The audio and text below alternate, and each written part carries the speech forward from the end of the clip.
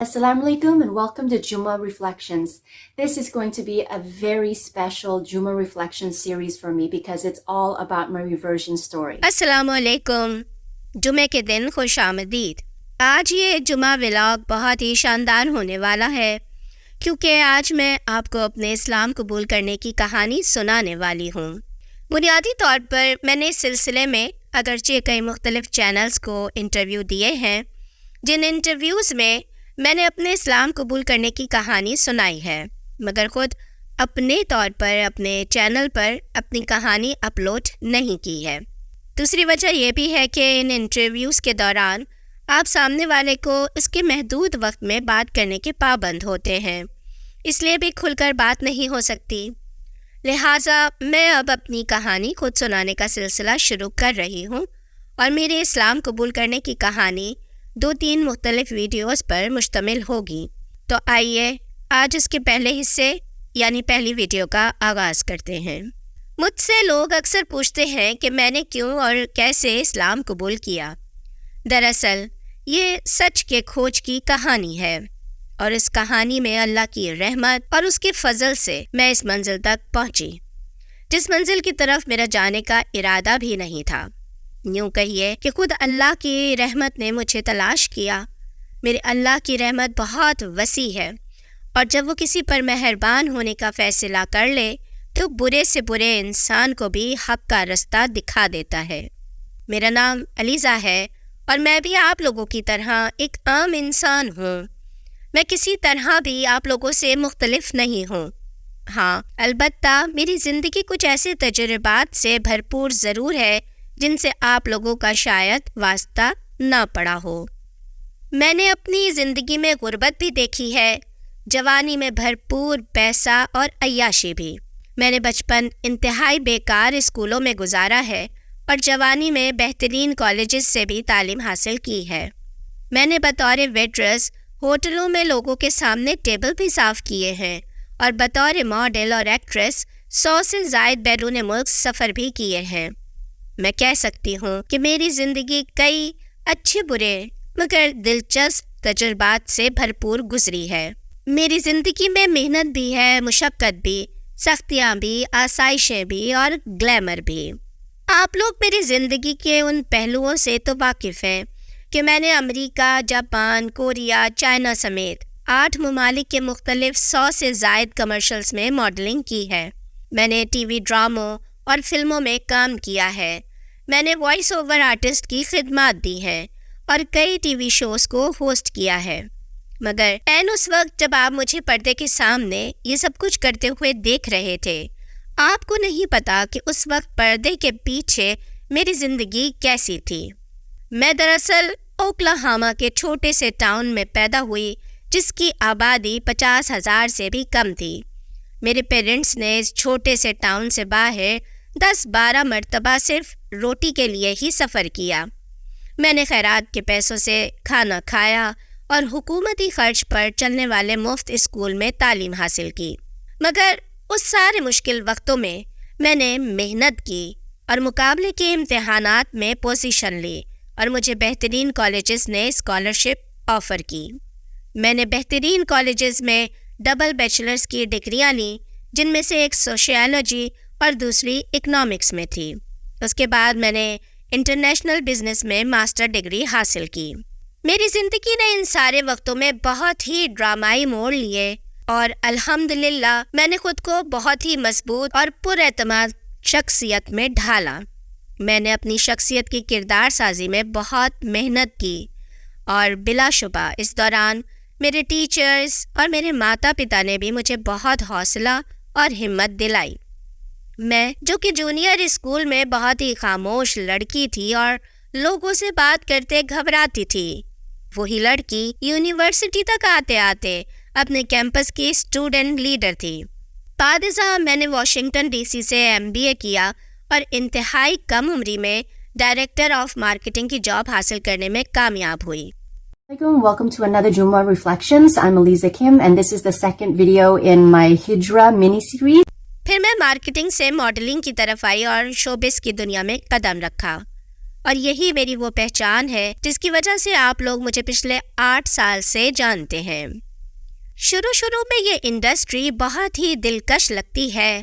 اس industry میں نئے آنے والوں کو ہر نئی سیڑھی کے حصول پر ایسا محسوس ہوتا ہے جیسے انہوں نے آسمان کو چھو لیا ہو، مگر آہستہ آہستہ یہ انڈسٹری آپ کی ذات، آپ کی شخصیت کو کھا جاتی ہے۔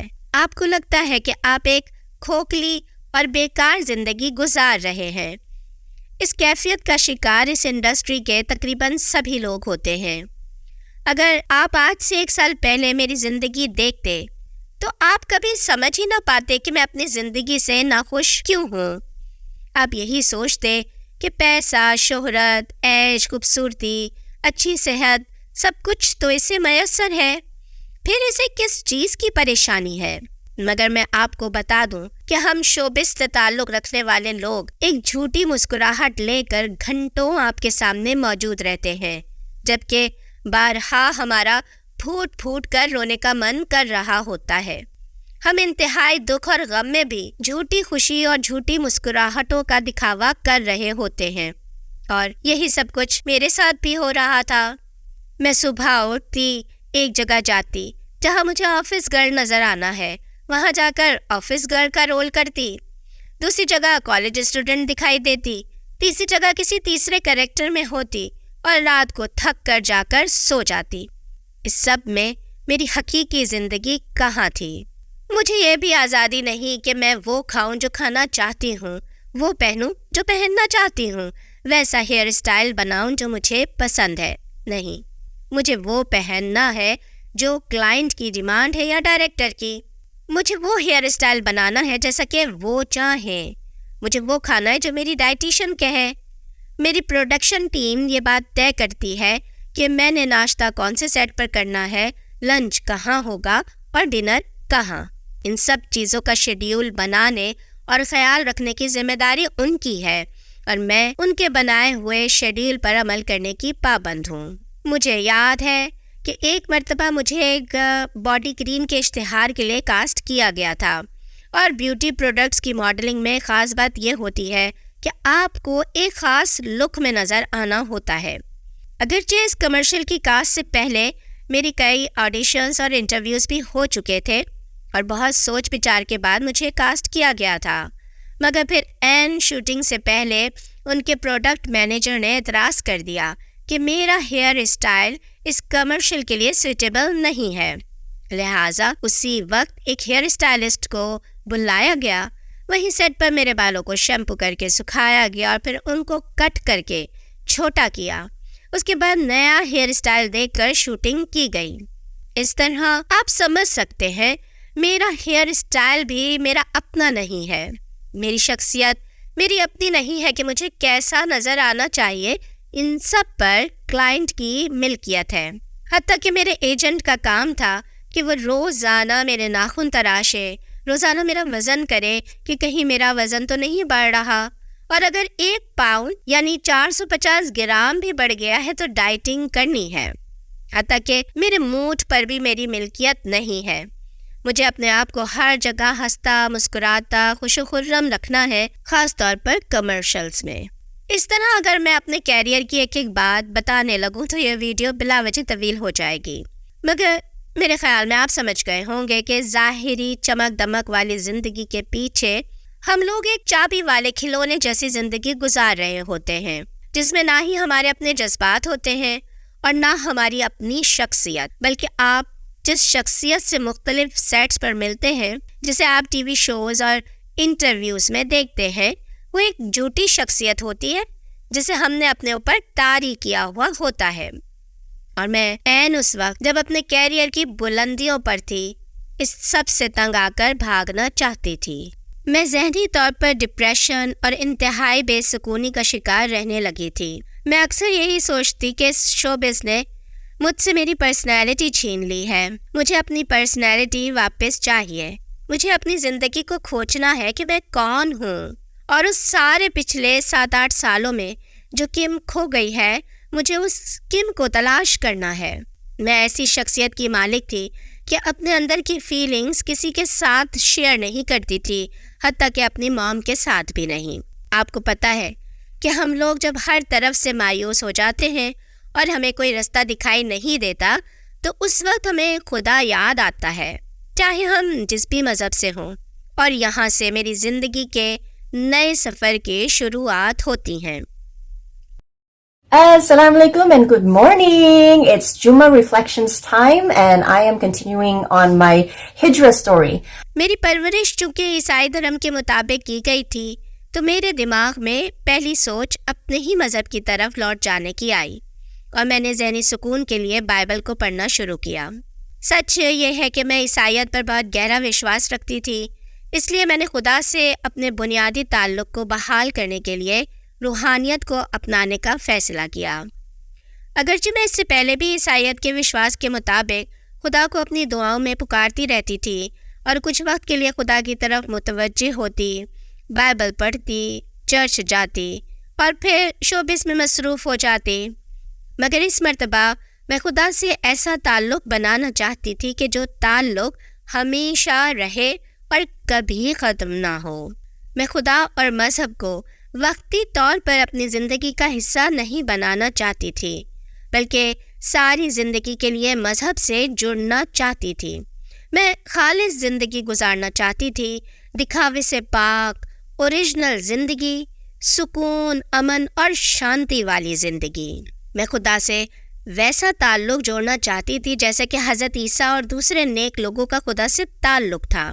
میں نے دیکھا کہ موجودہ ماڈرن چرچ روحانیت کی گہرائی سے خالی اور کھوکھلے ہیں۔ میں نے دیکھا کہ ایک مخصوص طبقے نے مذہب کو اپنی خواہشات کے مطابق توڑ مڑوڑ لیا تھا۔ بائبل کے نئے نئے ورژنز آ چکے تھے جنہوں نے مذہب میں فساد اور تضاد کو جنم دیا تھا۔ میں اس خالص عیسائیت کو فالو کرنا چاہتی تھی جو حضرت عیسیٰ علیہ السلام لے کر آئے تھے، اس عیسائیت کو نہیں جو کسی فرد نے یا لوگوں کے گروہ نے تبدیل کر کے اپنی مرضی سے بنا لی تھی۔ عیسائیت میں 200 سے بھی زائد فرقے بن چکے تھے اور میں کسی بھی گروہ کو فالو نہیں کرنا چاہتی تھی، مجھے خالص مذہب کی تلاش تھی۔ مجھے لگا کہ مجھے عیسائیت کی ہسٹری پڑھنی چاہیے کیونکہ ہسٹری کے کھوج سے ہی میں اصلی عیسائیت تک پہنچ سکتی ہوں کہ کون سا گروہ یا فرقہ اصلی عیسائیت کا پیروکار ہے۔ مگر میں نے کرسچینٹی کی تاریخ پادریوں کے نقطہ نظر سے پڑھنے کے بجائے مورخین کے پوائنٹ آف ویو سے جاننے کا فیصلہ کیا، کیونکہ ہر پادری ہسٹری کو ایسے بیان کرتا ہے کہ اس کا ہی فرقہ ٹھیک ہے، باقی سب غلط ہیں۔ اس لیے میں نے غیر مذہبی مورخین اور بائبلیکل ایکسپرٹس کو پڑھنا شروع کیا تاکہ معاملے کی تہہ تک پہنچ سکوں۔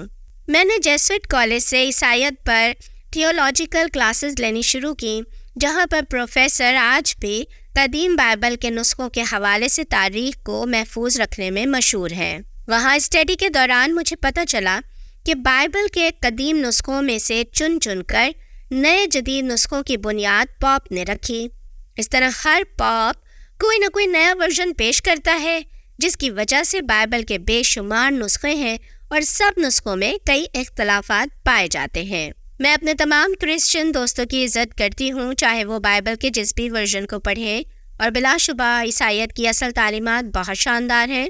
مجھے فخر ہے کہ میرے والدین نے میری عیسائی دھرم میں پرورش کی ہے، مگر مجھے سچ کی کھوج تھی۔ میں جتنی زیادہ عیسائیت پر ریسرچ کر رہی تھی، میرے سامنے سچ نکھر کر آ رہا تھا کہ آج تک جتنے بھی جدید بائبل کے نسخے ہیں، یہ دراصل سال اور پال کے قدیم نسخوں سے لیے گئے ہیں۔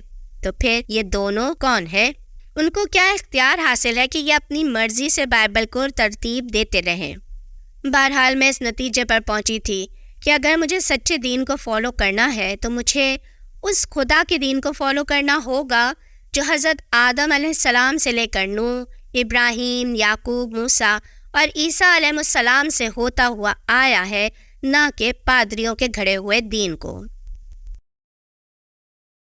Assalamu alaikum and welcome back to Juma Reflections. We are now continuing with my Hijrah series. لہٰذا اب میری کھوج عیسائیت سے نکل کر ابراہیم، موسیٰ اور نوح وغیرہ کے دین پر چلی گئی تھی۔ میں کھوج رہی تھی کہ سارے نبی آخر کون سے دین کو فالو کرتے تھے، وہ دین کہاں سے ملے گا۔ جب میں نے اس پر تحقیق شروع کی تو مجھے پتہ چلا کہ اس وقت دنیا میں 3 ابراہیمی دین موجود ہیں ایک یہودیت، دوسرا عیسائیت اور تیسرا اسلام۔ میرے ایک مسلمان دوست نے مشورہ دیا کہ اگر تم ابراہیمی مذاہب کی کھوج میں ہو تو اسلام کو کیوں نہیں پڑھتی؟ ہاں واقعی میں نے اسلام کو نہیں پڑھا تھا، میں نے عیسائیت اور یہودیت دونوں کو کھوجا تھا، مگر اسلام جو کہ تیسرا ابراہیمی مذہب ہے اسے تو میں نے پڑھا ہی نہیں۔ اس وقت تک میں مذہب کی کھوج کرتے کرتے یہاں تک آ گئی تھی کہ سچ کی تلاش میں کسی بھی مذہب کو پڑھنے کے لیے تیار تھی، لہٰذا میں نے اسلام کو پڑھنا شروع کیا۔ مجھے یہ پتہ تھا کہ ابراہیم، اسماعیل اور موسیٰ علیہ السلام وغیرہ جس دین کو فالو کرتے تھے اس کا مقصد اپنے آپ کو خدا کے حوالے کر دینا، یعنی انسان اپنی مرضی اور خواہشات کو اللہ یعنی گاڈ کے حوالے کر کے اپنے آپ کو خدا کے احکامات اور مرضی کے سامنے جھکا دے۔ اسلام واقعی اپنے آپ کو خدا کے حوالے کرنے کا نام ہے۔ لفظ اسلام ایک اور دوسرے لفظ تسلیم سے نکلا ہے اور اس کے مطلب ہے ایکسیپٹنس، اور مسلمان کا مطلب ہے ایکسیپٹ کرنے والا۔ یعنی سادہ لفظوں میں بولے تو اسلام کا مطلب ہی یہی ہے کہ خدا کے احکامات کے سامنے جھک جانا، انہیں قبول کر لینا۔ میں نے کہا واو، یہ تو واقعی ابراہیم کا دین ہے۔ پھر میں جیسے جیسے اسلام کو پڑھتی چلی گئی مجھے ہر چیز میں لگا کہ یہی وہ حقیقی راستہ ہے جو ابراہیم، موسیٰ اور عیسیٰ علیہ السلام کا بتایا ہوا رستہ ہے۔ میں نے کہا یہ تو وہی منزل ہے جس کی مجھے تلاش تھی۔ قرآن بھی انہی انبیاء کی کہانیاں سنا رہا ہے جن کا ذکر بائبل میں تھا، مگر قرآن اس اعتبار سے بائبل سے منفرد تھا کہ یہ اللہ کا کلام تھا، کسی سال یا پال کی لکھی ہوئی کتاب نہیں۔ اسلام اس سپریم خدا کی سپرمیسی کی تعلیم دے رہا تھا جس کا نہ کوئی شریک تھا، نہ کوئی بیٹا، نہ بیوی، بلکہ وہ اپنی طاقت میں اکیلا اور یکتا تھا، جیسی تعریف کے ابراہیم نے اپنے بیٹے اسماعیل کو سکھائی تھی۔ پھر دوسری اہم بات، اسلام صرف ایک کتاب قرآن مجید کو فالو کرنے کی بات کرتا ہے جس کے بائبل کی طرح ہزاروں تو درکنار کوئی دوسرا ورژن بھی نہیں ہے۔ مجھے لگا میں اسٹیپ بائی اسٹیپ خدا سے قریب ہو رہی تھی، اللہ مجھے دن بدن اپنے قریب کرتا جا رہا تھا۔ Assalamu alaikum and welcome back to another Juma Reflections. Now we are still in the middle of my Hijra series. میں نے اسلام کو سمجھنے کے لیے کئی کتابیں پڑھیں، اور اسلام قبول کرنے سے پہلے جو آخری 2 کتابیں میں نے پڑھیں ان میں سے ایک کا نام تھا یونیورسلٹی آف اسلام، جس میں بتایا گیا تھا کہ اسلام قیامت تک کی آنے والی ساری انسانیت کا دین ہے جس کو ہر رنگ، ہر نسل کا، ہر قوم کا انسان اختیار کر سکتا ہے، جبکہ دوسری کتاب ان لوگوں کی کہانیوں کے بارے میں تھی جنہوں نے اسلام قبول کیا تھا۔ اس میں پادری کے اسلام قبول کرنے کی کہانی تھی، ایک جاپانی عورت کے اسلام قبول کرنے کی کہانی تھی، اس طرح دنیا بھر سے مختلف رنگ و نسل کے لوگوں کی کہانیاں تھیں، مگر مجھے اس میں سے سب سے زیادہ ایک اوکلاہاما کی عیسائی خاتون کی کہانی نے متاثر کیا تھا، کیونکہ وہ کافی حد تک میری کہانی سے ملتی جلتی تھی۔ میں اس کی کہانی پڑھ کر آنسوؤں سے رو پڑی تھی۔ مجھے لگا کہ میں ہی اکیلی اس راستے کی مسافر نہیں ہوں جو سارے انبیاء کرام کے راستے کو ڈھونڈتی ہوئی اسلام تک پہنچی تھی، بلکہ میرے جیسی اور بھی تھیں۔ اس کے بعد میں نے اسلام قبول کرنے کا فیصلہ کیا، مگر مجھے خوف تھا کہ میری فیملی، میرے دوست، میرے سوشل سرکل میں موجود لوگ اس پر کیا رد عمل دیں گے، اور ایک بڑی فکر میرے روزگار کی بھی تھی۔ ہیڈ اسکارف کے بعد کیا مجھے انڈسٹری ماڈلنگ کے لیے کاسٹ کرے گی؟ مگر میرے اندر سے آواز آئی، خدا تمہیں اس راستے سے اس مقام تک اس لیے نہیں لے کر آیا کہ یہاں پہنچ کر تم واپس چلی جاؤ۔ اگر خدا تک پہنچنے کے بعد بھی تم اس کو حاصل نہ کر سکو تو یہ توہین ہے اس سارے سفر کی جو کہ تم نے طے کیا ہے۔ تمہاری فیملی، تمہارے دوست جو تم سے محبت کرتے ہیں وہ اس بات سے خوش ہوں گے کہ تم ایک اچھی اور بہتر انسان بن گئی ہو، اور جو تم سے محبت نہیں کرتے ان کی پرواہ کرنے کی کوئی ضرورت نہیں۔ میرے اسلام کے ٹیچر کو اندازہ ہو گیا تھا کہ میں دل سے اسلام کو سچ مان چکی ہوں۔ انہوں نے کہا کہ تم کلمہ شہادت کیوں نہیں پڑھ لیتی؟ جب ابراہیم، موسیٰ اور عیسیٰ علیہ السلام کا دین ہی خود کو خدا کے حوالے کر دینے کا نام ہے تو پھر تم خود کو خدا کے حوالے کیوں نہیں کر دیتی؟ میں نے کہا میں یہ سب کر چکی ہوں، میں نے دل سے خود کو خدا کے حوالے کر دیا ہے۔ انہوں نے کہا کہ نہیں، تم نے نہیں کیا۔ اگر تم نے حوالے کیا ہوتا تو کلمہ شہادت پڑھنے اور عملی طور پر اسے اختیار کرنے سے ڈر نہ رہی ہوتی۔ یہ سن کر میں رونے لگی۔ یہی سچ تھا، میں دل سے ابھی بھی خواہشات کی غلام تھی، شوبز کے چھٹ جانے سے ڈر رہی تھی۔